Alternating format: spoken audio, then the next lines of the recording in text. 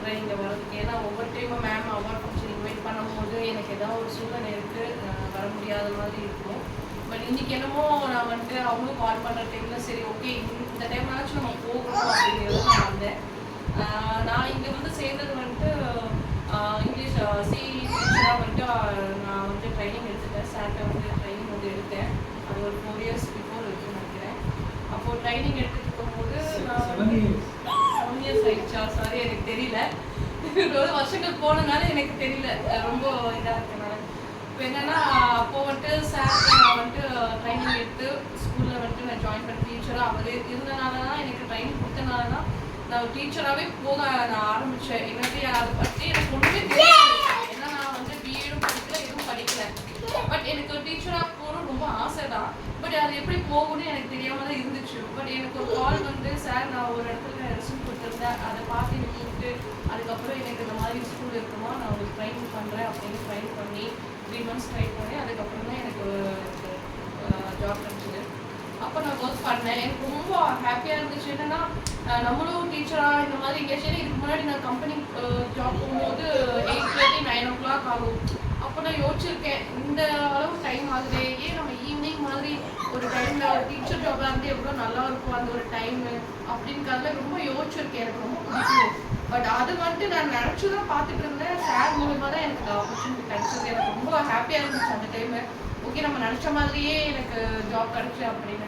அது நான் நல்லா என்ஜாய் பண்ணேன். அந்த ஜாப் வந்துட்டு ரொம்ப கஷ்டம்லாம் இல்லாமல் எப்படிலாம் ஹேண்டில் பண்ணணும் சார் நல்லா ட்ரைனிங் கொடுத்தனால எனக்கு நல்லா அந்த ஜாப் இதாக என்னன்னா அது போனதுக்கப்புறம் தான் நெக்ஸ்ட்டு வந்துட்டு எனக்கு ஒரு வேற எங்கேயாவது ரெஸ்யூம் எடுத்துகிட்டு போய் நானும் ஒரு டீச்சர் அப்படின்னு எனக்கு அந்த அளவுக்கு ஒரு கான்ஃபிடென்ட் கிடச்சது. எனக்கு அங்கே போய் ஒரு அவங்க வந்துட்டு இன்டர்வியூ பண்ணும்போது எனக்கு ஓகே நான் சிஏ இருக்கேன் அப்படின்னு அது ஒரு மதிப்பே எனக்கு கிடச்சிது. ஏன்னா நான் ஃபஸ்ட்டு ஸ்கூல் ஒர்க் பண்ணும்போது அந்த கரஸ்பாண்டன்ட் என்னை வந்துட்டு ரொம்ப மரியாதையாக நடத்துகிறாரு.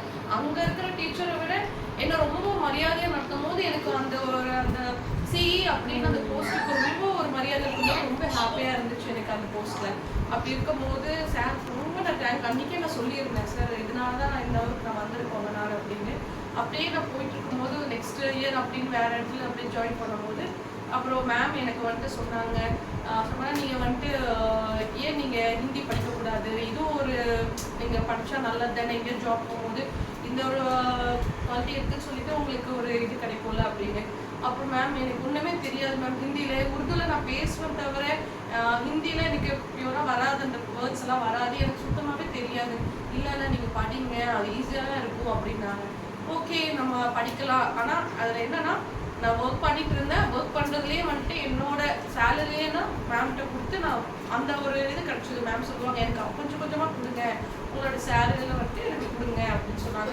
அப்படி கொடுத்து தான் மேம்கிட்ட ஜாயின் பண்ணேன். அப்போ நான் என்ன பண்ணேன், ஈவினிங் ஸ்கூலை விட்டு ஈவினிங் வந்து மேமை பார்த்து அவங்கக்கிட்ட அந்த கோச்சிங் எடுத்துட்டு அதுக்கப்புறம் தான் வீட்டுக்கு போவோம். அப்படி டெய்லி அப்படி பண்ண அவங்க சொல்லிக் கொடுக்கும்போது அப்படி இந்த மாதிரி இப்படி தான் நான் படித்தேன். ஒரு இடத்துல நம்மளால படிக்க முடியுமா இல்லையா, ஆனால் ரொம்ப எனக்கு ஆர்வம் இருந்துச்சு.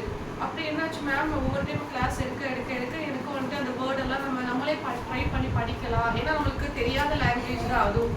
இப்போ நம்ம ஃபர்ஸ்ட் ஸ்டாண்டர்டில் போய் நம்ம எல்கேஜியில் ஒரு ஏபிசிடி இல்லை டிஃப்ரெண்ட்டாக நம்ம குழந்தைங்க எப்படி படிக்கிறாங்க அந்த மாதிரி தான் நான் மேம்கிட்ட படித்தேன். அதுக்கப்புறம் ஒரு டைம் ஒரு எக்ஸாம் எழுதுனதுக்கப்புறம் எனக்கு நல்ல மார்க் கிடச்சிது. எனக்கே நம்ப முடியல இந்த அளவுக்கு நான் வாங்குறேன்னா அப்படின்னு மேம்கிட்ட நெக்ஸ்ட்டும் நீங்கள் படிங்க அப்படின்னு நான் மத்தியமாக முடிக்கும் நான் வந்துட்டு படித்தேன் மேம்கிட்ட. அதுக்கப்புறம் அந்த எக்ஸாம் எழுதினேன். அது வந்துட்டு எனக்கு என்னன்னா படிக்க ஓனாவே நான் எழுத அளவுக்கு நான் ஹிந்தியில் வந்துட்டு அந்த அளவுக்கு எனக்கு அந்த டைம் வந்துச்சு எனக்கு. அதுக்கப்புறம் நெக்ஸ்ட் என்னால் கண்டினியூ பண்ண முடியல மேம்கிட்ட. கொரோனா பீரியட் நினைக்கிறேன் அதுக்கப்புறம் வந்தது. அதுக்கப்புறம் அப்படியே ஸ்கூல் ஜாபு அதில் அப்படியே எனக்கு கொஞ்சம் வீட்டில் இருக்கிற மாதிரி சூழ்நிலை என்னோட சுச்சுவேஷன் அந்த மாதிரி அமைஞ்சிருச்சு. அதுக்கப்புறம் நான் கண்டினியூ பண்ண முடியல. என்னன்னா மேம் இன்னும் சொல்லுவாங்க ஏன் நீங்கள் அதை கண்டினியூ பண்ணக்கூடாது இன்னும் கூட சொல்லிட்டு இருந்தாங்க. இன்ஷால்லா பார்க்கலாம், எனக்கு ட்ரை பண்ணுறேன் நெக்ஸ்ட்டு அது படித்தா. ஏன்னா எப்போவும் நம்மளோட படிப்பு எப்போ நம்மளும் போகாது, நம்மளுக்கு ஏதோ ஒரு இடத்துல ஹெல்ப் பண்ணணும். ஆனால் கண்டிப்பாக ஹிந்திங்கிறது வந்துட்டு நம்ம ரொம்ப முக்கியம். எங்கே போனாலும் ஹிந்தி அது இப்போ தெரியுற மாதிரி இருக்குது இப்போ எந்த ஊருக்கு போனாலும். அதனால் எனக்கு ரொம்ப தேங்க்யூ மேம், எனக்கு அட்லீஸ்ட் இந்த அளவுக்காவது நான் படிக்கிறேன் அப்படின்னு ரொம்ப நல்லா தான். Thank you ma'am. பேச தெரியாது ரொம்ப நல்லா